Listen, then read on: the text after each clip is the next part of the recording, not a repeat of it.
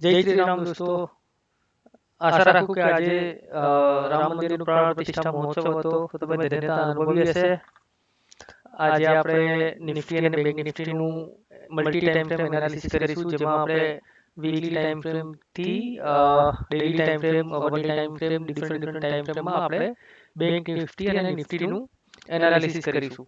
તો સૌથી પહેલાં આપણે વીકલી ટાઈમ ફ્રેમ પર જોઈએ કે વીકલી ટાઈમ ફ્રેમ પર 20 જૂનથી 20 જૂન 2022થી લઈને અત્યાર સુધીમાં આપણે આ ડ્રોઈંગ કરીએ છીએ અહીંયા ચાર્ટ ઉપર. ટ્રેન્ડ લાઈન લગાવીએ છીએ એક સપોર્ટની, અને સામે બીજી એક આપણે રેઝિસ્ટન્સની લગાવીએ છીએ. તો અહીંયા હાયર લો, આ લો, higher high, higher low, higher low, higher high, higher low, અને અહીંયા એને બ્રેકઆઉટ આપી વીકલી ટાઈમ ફ્રેમ પર સારી એક કેન્ડલ બનાવી છે. અહીંયા તમે જોશો તો અહીંયા એને ગેપ અપ આપ્યું છે, એક ગેપ ક્રિએટ કર્યો છે વીકલી ટાઈમ ફ્રેમમાં, અને એની સાથે એને બ્રેકઆઉટ આપ્યો છે. તો વીકલી ટાઈમ ફ્રેમ પર અત્યારે આપણે જોઈએ તો એક બ્રેકઆઉટ આપ્યા પછી અહીંયા કન્ટિન્યુઅસ ઉપર જઈ અને અત્યારે થોડું નીચે આવ્યું છે. તો અહીંયા કે પોઝિશન હોલ્ડ કરી છે, અને આપણે હવે આને વીકલી ટાઈમ ફ્રેમ પર આપણે ડ્રો કરી લીધું છે. હવે આપણે જઈશું ડેઇલી ટાઈમ ફ્રેમ પર. તો ડેઇલી ટાઈમ ફ્રેમ પર ઓલરેડી વીકલી તો અહીંયા આપણી પાસે અત્યારે સપોર્ટ છે. ડેઇલી ટાઈમ ફ્રેમ પર આપણે જોઈશું તો ડેઇલી ટાઈમ ફ્રેમ પર પહેલા આપણે તો લાઇન ચાર્ટ પર જે આપણું સ્ટાન્ડર્ડ છે કે લાઇન ચાર્ટ પર પહેલા જોવાનું.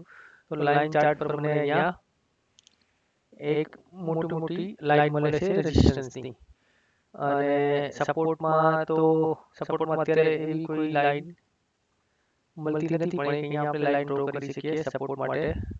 આ છે ડેઇલી ટાઈમ ફ્રેમ, અને આ બી છે ડેઇલી ટાઈમ ફ્રેમ. સો આ ડેઇલી ટાઈમ ફ્રેમ છે. ડેઇલી ટાઈમ ફ્રેમની અંદર બી અહીંયા તમે જોશો તો નિફ્ટીએ શું કર્યું છે, નિફ્ટી અહીંયા low, higher high, higher low, higher high, અહીંયા એને એક નવો લો ક્રિએટ કર્યો છે. એટલે અહીંયા એ હાયર લો ના બદલે એક લો બનાવી દીધો છે. એટલે અહીંયા જે એની કન્ટિન્યુઅસ પેટર્ન હતી એ પેટર્ન બ્રેક થઈ. જે પેટર્ન અહીંયાથી ચાલતી હતી, જે પેટર્ન આપણે અહીંથી ફરી ડ્રો કરીએ તો અહીંયાથી આ સ્ટાર્ટ થઈ આ લો બનાવીને higher high, higher low, higher high, higher low, higher high, અહીંયા લો એને બનાવ્યો છે. પણ આ લો બનાવીને અત્યારે પેટર્ન પૂરી નથી થઈ કે ચેન્જ નથી થઈ. આપણે આને ચેન્જ ના કહી શકીએ. ચેન્જ ત્યારે કેવા છે, જ્યારે આ પેટર્ન અહીંયાથી આ જે લો છે આ લોને તોડશે, ત્યારે એને કેવા છે. તો આપણે જે લો છે, લો ઉપર પણ એક સપોર્ટ લાઈન, ટ્રેન્ડ લાઈન આપણે ડ્રો કરી લઈએ. આ મેજર છે. મેજર એના માટે હું કહું છું કે અહીંયા એને રેઝિસ્ટન્સનું કામ કર્યું હતું, ગેપ અપ આપીને એને માર્કેટને નવો હાઈ આપ્યો હતો, અને પ્લસ અહીંયા સેમ લેવલ પર અહીંયા સપોર્ટ લીધો હતો. એના માટે હું આને મેજર સપોર્ટ કહીશ. હવે આ મેજર સપોર્ટ જ્યાં સુધી બ્રેક નહીં થાય ત્યાં સુધી હજી પણ આપણે ડાઉન ટ્રેન્ડ પર નથી. અત્યારે હજી પણ અપ ટ્રેન્ડ ચાલે છે. હવે આપણે જઈશું 1 અવરની ટાઈમ ફ્રેમમાં. 1 અવરની ટાઈમ ફ્રેમમાં જોઈશું કે નિફ્ટીએ શું કર્યું છે. તો 1 અવરની ટાઈમ ફ્રેમની અંદર આપણે અહીંયાથી એક ટૂલ છે જે પાથ છે. તો આ પાથ શું કહે છે, અહીંયાથી એણે હાયર હાઈ, હાયર લો પેટર્ન બનાવી અને એક હાઈ અહીંયા બનાવ્યો. અહીંયા આને હું નહીં ગણું કેમ કે અહીંયા એક જ કેન્ડલ બનાવી છે, 3 કેન્ડલ હતી. આ એનો લો પણ અહીંયા બી નહીં ગણું કેમ કે અહીંયા એને કેન્ડલ આ લાંબી કેન્ડલની અંદર, મધર કેન્ડલની અંદર જતી. એટલે આ એક લો થયો, ફરીથી અહીંયા એક હાઈ થયો.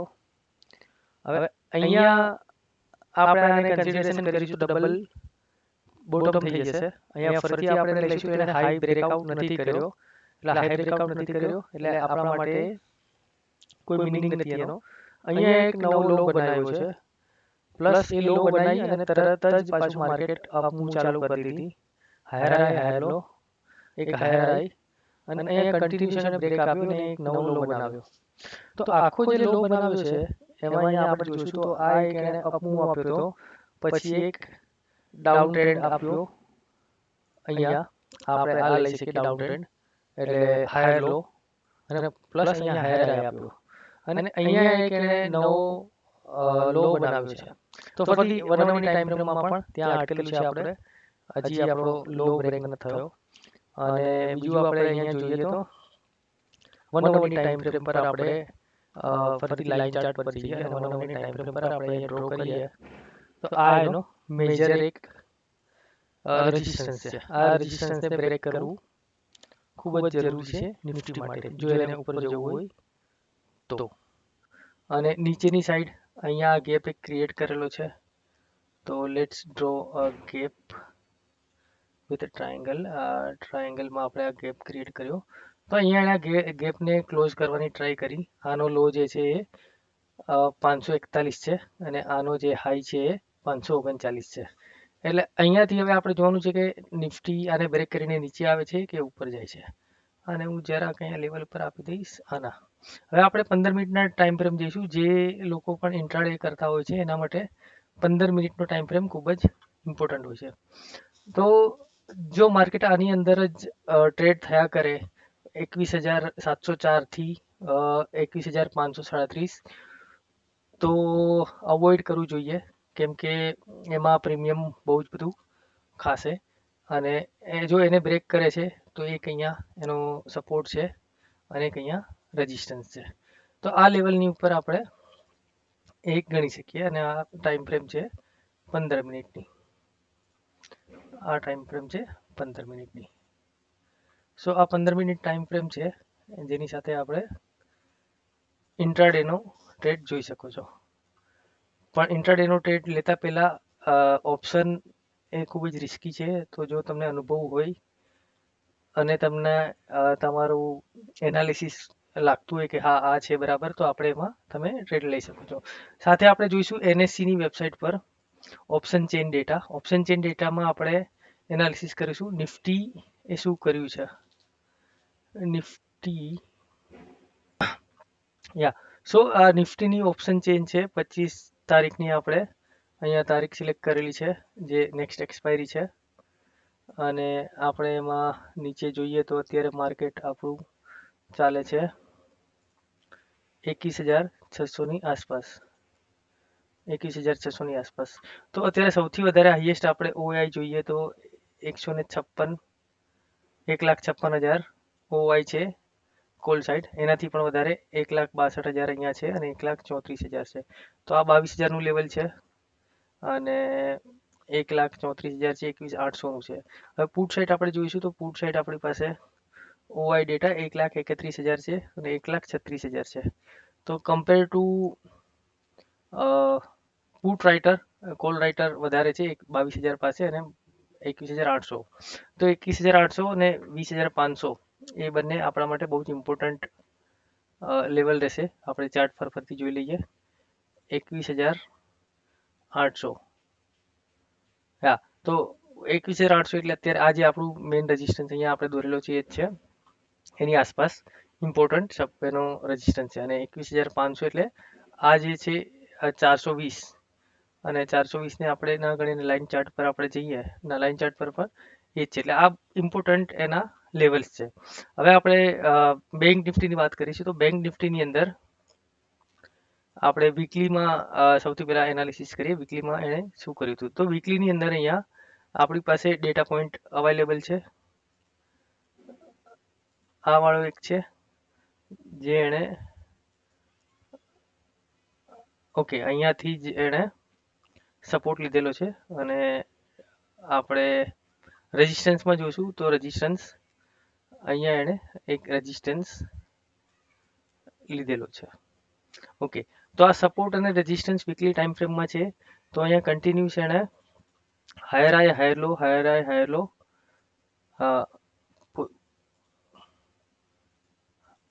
હાયર અહીંયા લો, અહીંયા હાયર હાઈ, અહીંયા લો હાયર હાઈ, લો હાયર હાઈ, તો હાયર લોની પેટર્ન પ્રમાણે ચાલે છે.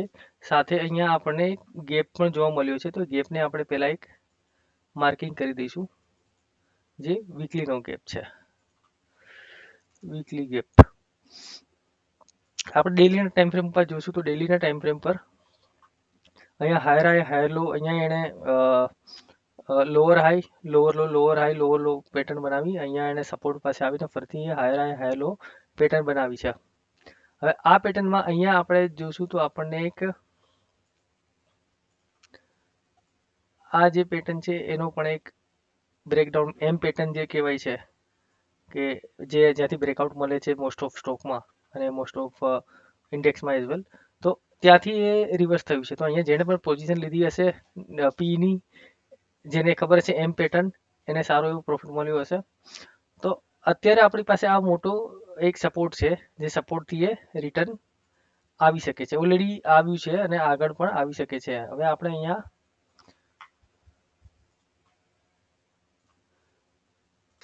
तो यहाँ पर निफ्टी का बैंक निफ्टी का एक यहाँ पर सपोर्ट है, और सपोर्ट में यहाँ पर हमने देखा कि यहाँ पर वो जैसे ये एम पैटर्न का ब्रेक डाउन हुआ तो उसने अच्छा सा फॉल दिया था, और यहाँ से वो रिवर्स आ रहा है. अभी यहाँ पर हम अवरली टाइम फ्रेम में जाएंगे. तो अवरली टाइम फ्रेम में अपने को અવરલી ટાઈમ ફ્રેમમાં આપણને લોઅર હાઈ લોઅર લો, લોઅર હાઈ લોઅર લો, લોઅર હાઈ લોઅર લો, અત્યાર સુધી એને કોઈ પણ એના હાઈને બ્રેક નથી કર્યો. અને અહીંયા પણ એક હવે કોન્સોલિડેશન થઈ રહ્યું છે. તો કોન્સોલિડેશન અહીંયા એક બોક્સ પેટર્નમાં છે. હવે આ કોન્સોલિડેશનની બહાર જે પ્રમાણે નીકળે એ પ્રમાણે ટ્રેડ ઇનિશિએટ કરી શકીએ. હવે 15 મિનિટના ટાઈમ ફ્રેમમાં આપણે જોઈશું. તો 15 મિનિટના ટાઈમ ફ્રેમમાં તમને ક્લિયર દેખાશે કે આ એક રેન્જની અંદર ફસાયેલું છે. તો આ રેન્જની ઉપર જશે તો પોઝિટિવ માર્કેટમાં આપણે એક વિચારી શકીએ એન્ટ્રી, અને જો નીચે બ્રેકઆઉટ થશે, બ્રેકડાઉન થશે, તો બ્રેકડાઉનનો ચાન્સીસ છે કે અહીંયા સુધી એ આવી શકે છે. સો કાલે જે પ્રમાણે માર્કેટ જશે એ પ્રમાણે ટ્રેડ ઇનિશિએટ કરી શકીએ છીએ. ઓકે, બટ એક ડિસ્ક્લેમર કે હું સેબી રજિસ્ટર નથી, આ મારો પર્સનલ વ્યૂ છે. તો કોઈ પણ ટ્રેડ લેતા પહેલાં તમારું એનાલિસિસ પર્સનલ કરો અને એ પ્રમાણે ટ્રેડ લો. જય શ્રી રામ. જો તમને મારું એનાલિસિસ પસંદ આવ્યું હોય તો લાઈક, સબસ્ક્રાઈબ અને કમેન્ટ કરશો. Thank you. જય શ્રી રામ.